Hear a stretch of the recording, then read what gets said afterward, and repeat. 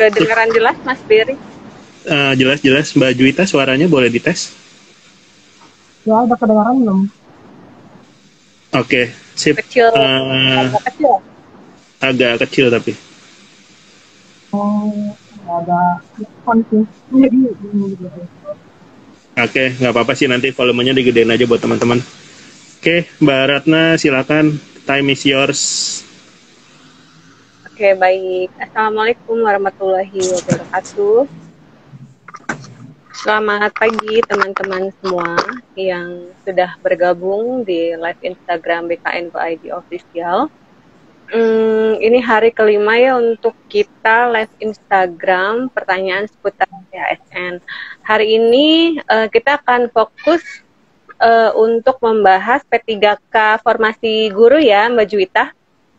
ya, jadi kita jelasinnya tentang P3K. Ya, untuk P3 guru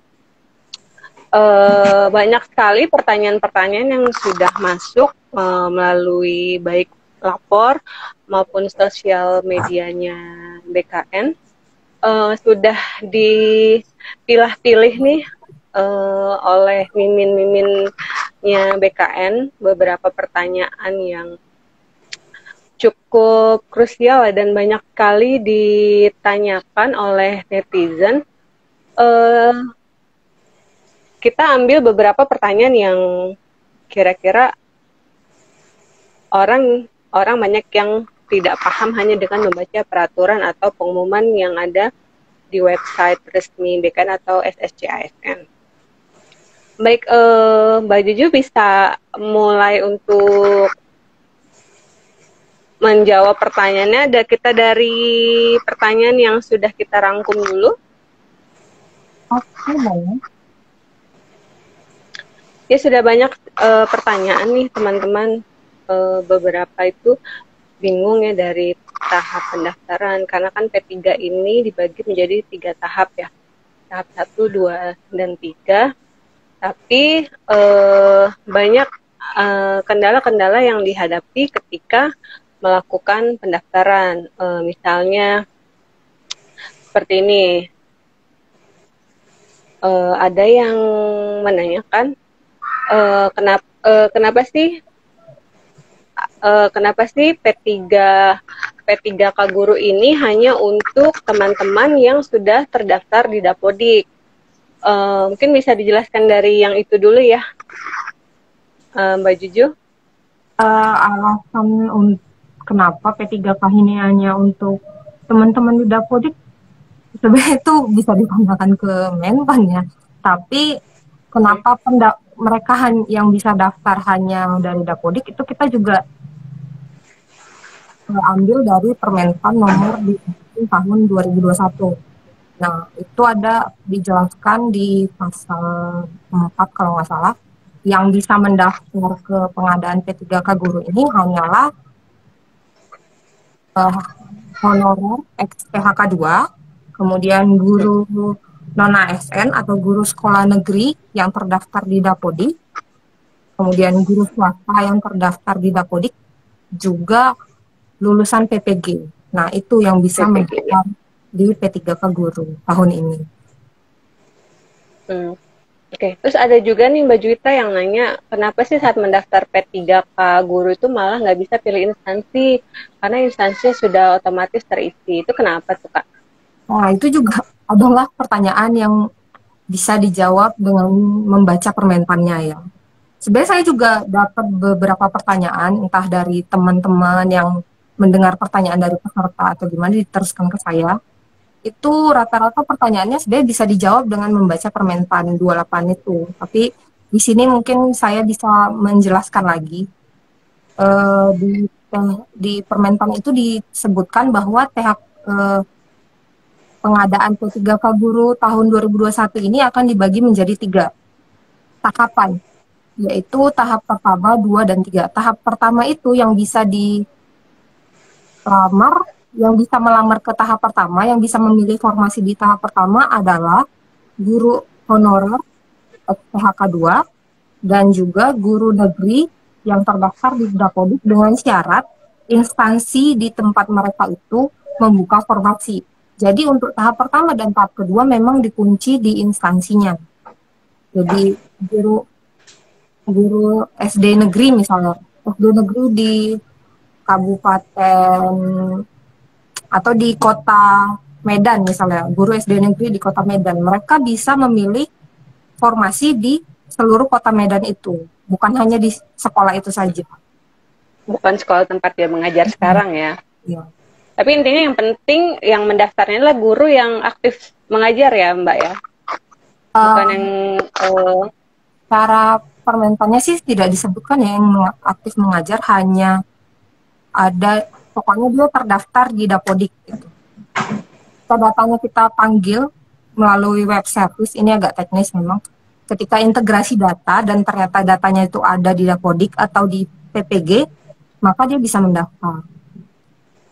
Oh iya, berarti selagi dia sudah terdaftar Dapodik, karena kan BKN juga menarik datanya dari Dapodik ya Mbak ya? Iya.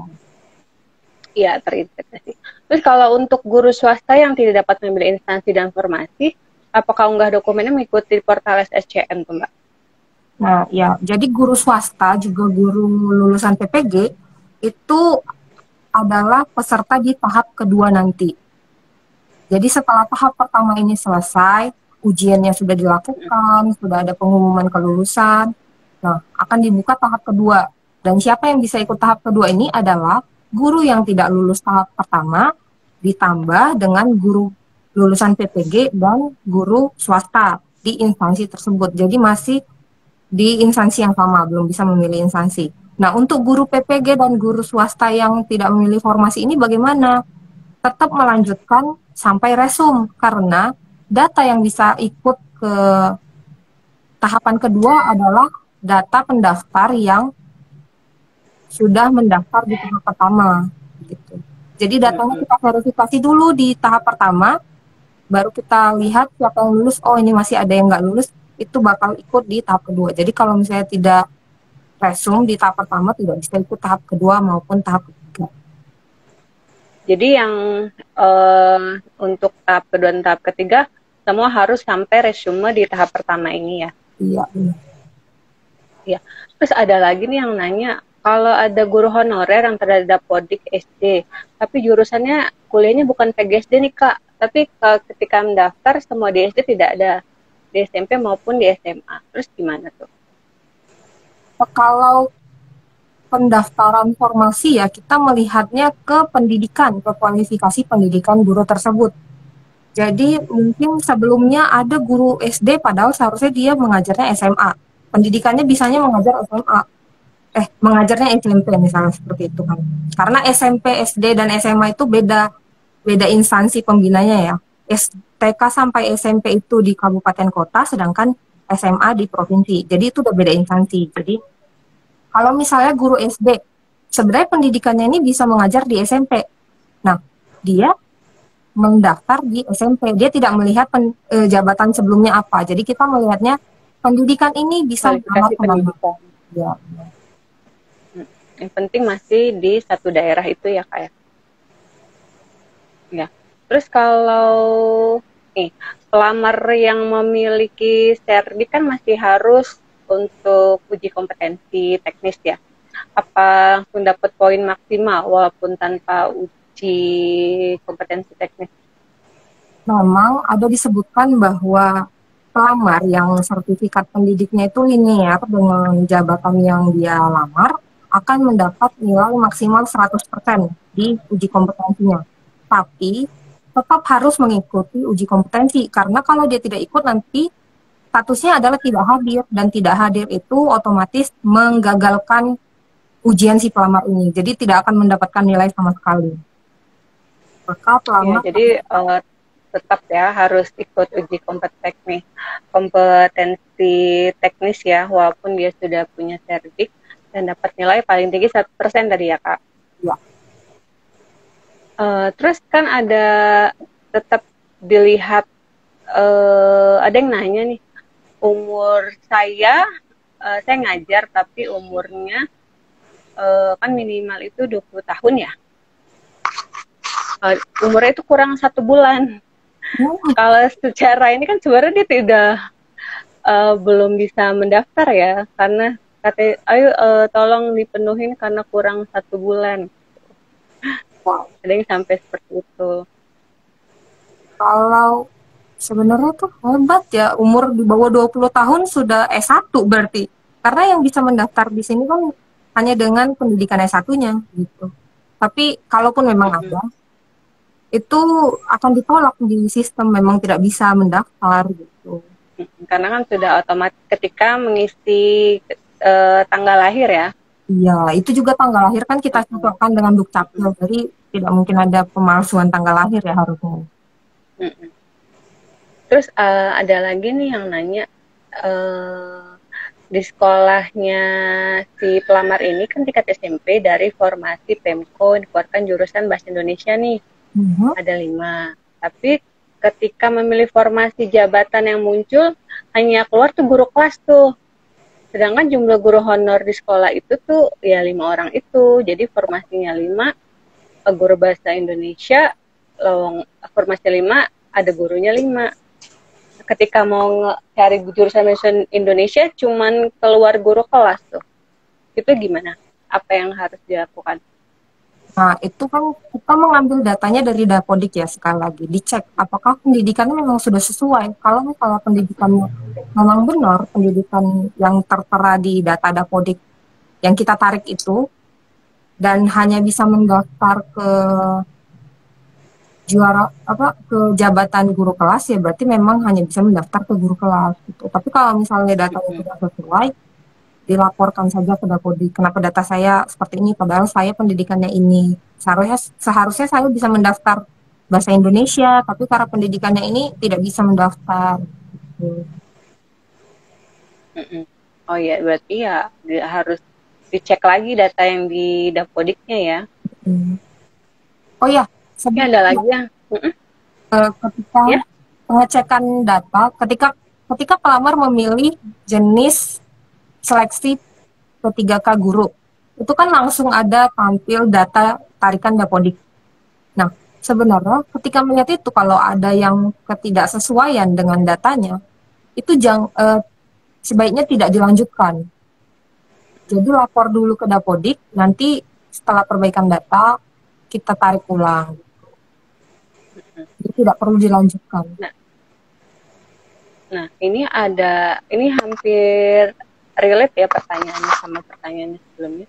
Kalau ada PTK nih, pendidik dan tenaga pendidikan, yang perbaikan verbal atau harus verbal ulang, setelah pembukaan formasi instansi yang dituju itu sudah dibuka. Terus estimasinya berapa lama sih waktu untuk verbal tersebut dan kembali bisa sinkron ke SSC ASN? Kalau untuk verbal kita tanyakan kemarin, paling lama sih 3 kali 24 jam ya untuk verifikasi validasi pendidikannya. Ya ditunggu aja sampai 3 kali 24 jam. Dan ini tadi PTK pendidik dan tenaga pendidikannya itu, ini ada beberapa nih pertanyaan yang sama nih. Dia harus verbal ulang, terus dia nggak tahu informasinya harus berapa lama nih verbal ulang. Takutnya waktunya nggak keburu nih sampai penutupan pendaftaran. Kalau 3 kali 24 jam kan artinya masih ada waktu ya Kak ya. Jadi dia masih bisa melanjutkan nanti sampai resume. Jadi intinya sih pelamar itu juga jangan terburu-buru langsung mengklik sampai tahap resume, karena kan harus hati-hati ya baca persyaratannya, jangan sampai ada data atau dokumen yang diunggah juga salah, karena kalau salah kan sudah tidak bisa diperbaiki ya kalau sudah sampai resume. Nah kebanyakan tuh permasalahan pelamar tuh yaitu salah data yang dimasukkan, tuh datanya ada yang tidak sinkron gitu. Terus ada lagi nih Kak pertanyaan selanjutnya nih. Mohon petunjuk terkait info GTK yang belum valid dikarenakan data NUPTK tidak terdeteksi tersimpan di database BKN. Nah itu harus gimana tuh? Karena kita sebagai konsumen data saja ya dari pihak BKN atau pihak SSC ASN, jadi untuk perbaikan data kita anjurkan untuk diarahkan ke Dapodik. Jadi dibenerin dulu data di Dapodiknya, baru ketika data yang sudah benar masuklah ke BKL dengan data yang benar itu. Jadi sekali lagi nih teman-teman, PKN itu menarik data yang sudah ada di Dapodik ya untuk melanjutkan proses pendaftaran. Dan verifikasi administrasi juga diserahkan ke instansi yang buka lowongan ya Kak ya? Ya, verifikasinya nanti akan diverifikasi oleh instansi. Karena tuh banyak tuh kayak masuk di lapor atau BKN, tolong dong saya diluluskan, saya salah tulis nama saya, harusnya Muhammad double M tapi M-nya hanya satu, tolong diluluskan ya, hanya karena itu. Jadi banyak hal-hal yang seperti itu tuh yang masuk di lapor. Sebenarnya banyak kok yang salah nama ya, bukan hanya satu huruf, bahkan ada yang kita minta nama sesuai ijazah tanpa gelar, yang ditulis malah nama gelarnya. Tapi itu kita anjurkan kepada verifikator supaya tidak menjadi alasan tidak valid. Nama atau tempat lahir, itu banyak juga yang salah tempat lahir malah isinya nama yang bersangkutan gitu. Jadi mungkin pendaftarnya ini buru-buru, takut internetnya mati atau gimana, jadi buru-buru, gelap ya. Ya itu kita biarkan saja kalau data seperti itu ya, jangan sampai menjadi tidak valid KTP-nya misalnya. Tapi nanti kan kalau misalnya lulus ada pengisian DRH, di situ bisa dibenerin namanya. Semoga sih di situ nggak salah lagi gitu. Karena bukan kesalahan yang cukup signifikan juga ya, hanya salah penulisan huruf. Oke, lanjut ke pertanyaan berikutnya nih. Ada yang bertanya, dia honorer di sekolah swasta nih, tapi dia juga merangkap di sekolah negeri. Apakah tidak bisa mendaftar P3 tahap 1, sedangkan di sekolah negeri tempat dia mengajar tuh buka formasi sesuai kualifikasi pendidikan dia nih. Tapi data Dapodik yang muncul itu hanya sekolah swasta tempat dia mengajar, terus gimana ya? Kalau begini, ya kembali lagi kita arahkan agar memperbaiki datanya di Dapodik Prodi dulu. Bilang ke Dapodik, ini saya harusnya yang terdaftar sebagai guru negeri gitu. Jadi ketika ditarik datanya, oh ini guru negeri. Tapi jangan sampai guru swasta terus dilanjutkan sampai resum, itu nggak bisa diperbaiki lagi ya. Kalau sudah resum kita tidak ada lagi tarik data dari Dapodik atau perbaharuan data dari Dapodik gitu. Jadi jangan terburu-buru resum kalau misalnya memang datanya tidak benar. Dipastikan datanya benar. Kasusnya juga cukup unik ya, dia mengajar di 2 sekolah, yang satu sekolah negeri, satu sekolah swasta. Dia mau daftar sekolah negeri, tapi ketika datanya muncul di Dapodik itu terdaftarnya dia guru swasta. Tetap harus dicek lagi ke Dapodiknya ya Kak. Terus ini ada lagi nih, ini pertanyaan yang sama, hampir banyak nih yang nanyakan pertanyaan yang sama nih. Perguruan tinggi, tanggal lulus dan kualifikasi pendidikan sudah benar nih terdaftar di Dapodik, tapi bingung masukkan nomor ijazah, karena di ijazah kan ada 2 nomor katanya, nomor ijazah dan nomor seri ijazah. Tapi waktu verifal Dapodik dan cek di Kemendikbud yang tertara itu nomor seri ijazah, sebaiknya input yang mana katanya? Sebaiknya sih inputnya nomor ijazah ya, dan sama seperti nama ya, nomor ijazah itu kita anjurkan supaya tidak menjadi alasan tidak valid. Jadi yang kita cek dari ijazah apakah benar ini ijazah asli atau hanya fotokopian, itu sih yang bisa menjadi alasan tidak valid harusnya. Kalau nomor ijazah tidak terlalu menjadi masalah, tapi sebaiknya diinputkan nomor ijazahnya. Jadi teman-teman jangan bingung lagi ya, di ijazah ada 2 nomor ijazah dan nomor seri ijazah. Jadi menurut Kak Juju tadi, sesuai dengan peraturan yang dimasukkan adalah nomor ijazahnya. Jadi jangan sampai salah input, karena ini cukup krusial ya nomor ijazah, karena nanti ketika verifikasi kan akan dicek ijazah asli aslinya dicek nomornya dengan nomor yang diinput di sistem ya Kak ya. Nah, untuk pengecekan nomor tidak terlalu signifikan sebenarnya. Yang penting ijazahnya itu ijazah asli. Iya. Lanjut ke pertanyaan berikutnya nih. Ini yang masuk di lapor.go.id ya.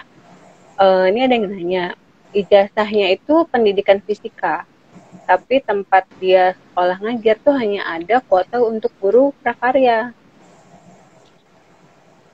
Itu sebenarnya dia bisa memilih untuk formasi di sekolah lain ya. Iya, jadi kita bisa ke instansi, mau sekolah A, sekolah B, kita misalnya mengajar sekolah A, kita mau melamar sekolah B karena sekolah B yang punya formasi sesuai pendidikan kita bisa mendaftar di sekolah B. Yang penting formasinya itu sesuai dengan pendidikan. Iya, intinya apapun pendidikannya, pendidikan bahasa Inggris, bahasa Indonesia, pendidikan fisika, ketika dilamar lihatlah formasi yang sesuai dengan pendidikan kamu. Jadi kan nggak lucu juga ya, dia pendidikan fisika tapi nanti ngelamar jadi guru prakarya. Hanya karena di sekolah itu hanya ada formasi guru prakarya itu. Jadi menurut Kak Juwita tadi, ya teman-teman yang memiliki masalah yang sama seperti itu, cari formasi yang ada di sekolah lain. Lanjut nih, ada pertanyaan berikutnya lagi. Ketika sudah resume, lalu di kartu pendaftaran tuh muncul kategori peserta kosong. Dia guru swasta yang sudah terdaftar Dapodik. Lalu dia harus gimana nih Kak? Dulu sampai resume nih. Kategorinya nggak muncul ya?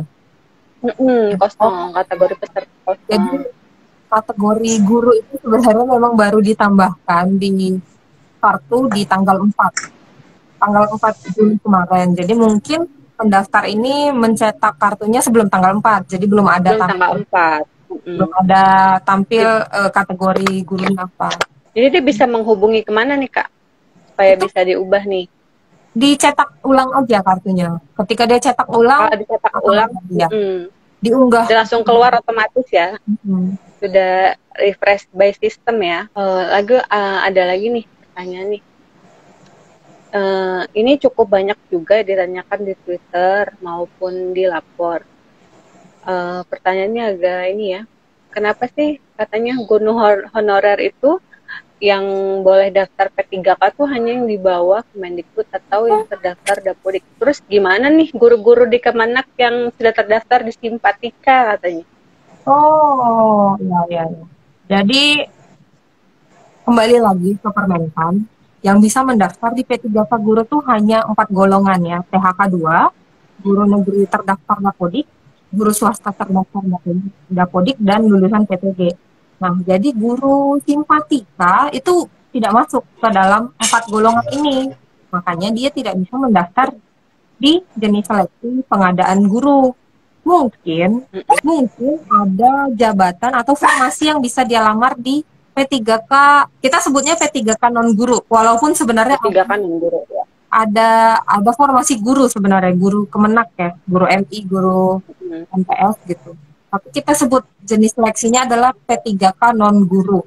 Karena P3K guru itu khusus untuk yang 4 tadi, sedangkan yang Kemenak itu bisa mendaftar di P3K non guru. Jadi teman-teman yang di bawah Kemenak jangan berkecil hati juga ya, masih ada kesempatan untuk mengikuti seleksi yang P3K non guru. Karena kan kalau di Permenpan juga sudah dijelaskan dengan jelas ya Pak, ya. Permenpan 28 tahun 2021 yang tentang P3K formasi guru di instansi daerah tahun 2021. Itu cukup mungkin karena halamannya cukup banyak, mungkin teman-teman tuh kadang banyak yang menanyakan sesuatu yang sebenarnya sudah tertera di Permenpan itu. Tapi budaya sering membaca nih, karena banyak sekali. Mungkin ada ini nih yang live, banyak juga yang menanyakan nih, saya pilih dulu pertanyaan yang tadi belum dibahas. Ini dari siapa ya? Ini pertanyaannya rata-rata udah dibahas. Sorry juga ya. Nah, ini ada yang nanya, karena ini dibahas P3K guru, dia nanya, CPNS guru ada nggak Kak katanya. CPNS guru ada nggak ya? Karena fokus pemerintah itu tahun 2021 ini untuk rekrut 1 juta guru itu tadi lewat P3K ya Kak? Iya. Karena untuk memenuhi kekurangan guru di daerah-daerah. Jadi supaya dengan merekrut 1 juta guru ini dari honorer-honorer yang ada diharapkan dapat memenuhi permintaan kuota guru-guru di daerah. Jadi distribusinya juga tersebarnya merata. Nah, ini ada lagi nih pertanyaan nih dari F. Lutfi nih. Di sekolah saya ada kuota P3K 1 orang. Nah, otomatis kan saya hanya bisa daftar formasi di sekolah saya sendiri. Pertanyaannya, apakah guru dari sekolah lain bisa daftar ke formasi sekolah saya? Seperti tadi sudah dijelaskan, itu tidak kunci per sekolah. Jadi kita kuncinya per instansi. Nah, kalau daftar yang tadi bertanya, otomatis saya hanya bisa mendaftar di sekolah saya sendiri, itu enggak. Dia bisa juga mendaftar di sekolah lain, begitu juga dengan guru sekolah lain bisa juga mendaftar di sekolah dia. Jadi masih banyak yang bingung nih, yang hal seperti ini nih kan ya. Banyak yang berpikir bahwa saya ngajar di sekolah ini, jadi saya hanya boleh boleh melamar di sekolah ini.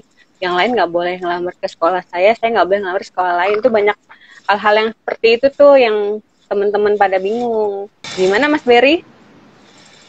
Oke sih, waktunya juga sudah cukup kali ya.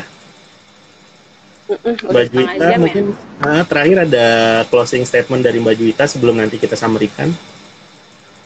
Ya, paling Kira-kira yang udah saya ingatkan tadi, jangan terburu-buru melakukan pendaftaran ketika datanya belum sesuai, jangan diteruskan. Kita benerin dulu datanya. Nah, benerinnya kemana? Dibenerin ke Dapodik terlebih dahulu. Nanti setelah datanya sudah dibenerin, ditarik lagi dan sudah benar, baru dilanjutkan ke tahap berikutnya. Oke, siap. Terima kasih Mbak Juwita. Mbak Na, aku nambahin 3 poin yang cukup krusial ya. Yang pertama, jadi exposure hari ini memang lebih ke formasi P3K guru. Itu teman-teman mohon sekali lagi dibaca Permenpan RB nomor 28 tahun 2021. Utamanya itu kalau saya lihat itu dari pasal 27 sampai pasal 31 itu penting karena di situ ada alur, kemudian ada prasyarat dan lain sebagainya. Itu untuk yang P3K guru. Sedangkan untuk teman-teman tadi juga ada sekilas yang P3K non guru, mohon dibaca lagi itu Permenpan RB nomor 29 tahun 2021. Itu tentang pengadaan pegawai pemerintah dengan perjanjian kerja untuk jabatan fungsional tadi yang ditanya Mbak Na. Jadi yang non guru ada nggak sih P3K-nya? Itu bisa dibaca di situ. Nah, kedua permen itu teman-teman bisa googling aja. Bisa dilihat itu di webnya Kemenpan sendiri ada, di web BKN juga tersedia. Jadi mohon luangkan sedikit waktunya untuk memahami, mencermati kedua Permenpan tersebut karena itu krusial.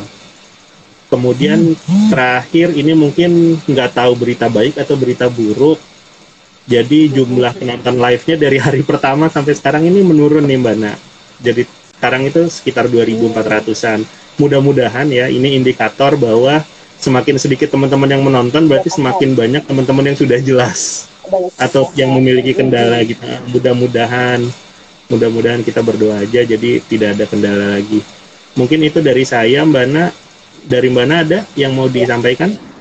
Karena teman-teman Mbak Na ini salah satu yang mengurusi lapor, jadi di lapor itu banyak sekali yang bertanya. Silakan Mbak Na. Iya. Saya sebagai mimin lapor nih, kalau melihat aduan-aduan yang masuk nih, Mas Berry, itu kadang gimana ya, suka gemes sendiri gitu. Ini teman-teman kok sebenarnya baca nggak sih permintaannya? Kok yang ditanyakan tuh sebenarnya kamu menemukan jawabannya dengan kamu membaca Permenpan itu gitu. Jadi budayakan membaca dulu, kalau tidak paham ya baru tanya gitu. Dan teman-teman juga nih, karena saking banyaknya nih aduan yang masuk lapor, Jadi mohon bersabar kalau belum terjawab ya. Jadi ada yang belum jawab dilapor, nanti dia komen di IG. Ini belum tanggapi nih pertanyaan saya.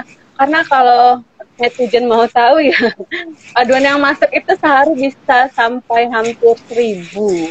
Jadi tolong bersabarlah. Kasihanilah mimin-mimin ini yang akan menjawab pertanyaan-pertanyaan netizen. Ya Mas Berry ya? Oke, benar.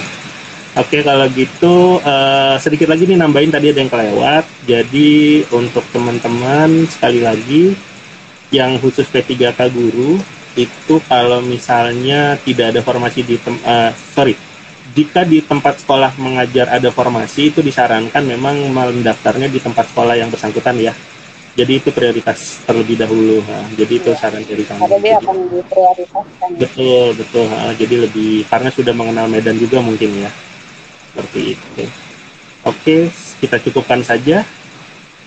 Iya. Ya, terima kasih banyak Mbak Juju, Mbak Nana atas waktu dan tenaganya. Kita sama-sama berharap semoga pelaksanaan seleksi tahun ini lancar ya, semua teman-teman, semua formasi terisi deh. Kita mudah-mudahan. Mas Berry agak ngalek ya. Ya udah kalau begitu sehat-sehat ya Mbak Juju, Mbak Nana, sampai bertemu nanti kalau kondisi sudah mulai kondisif. Bye teman-teman. Bye. Selamat siang. Ya. Selamat pagi ya.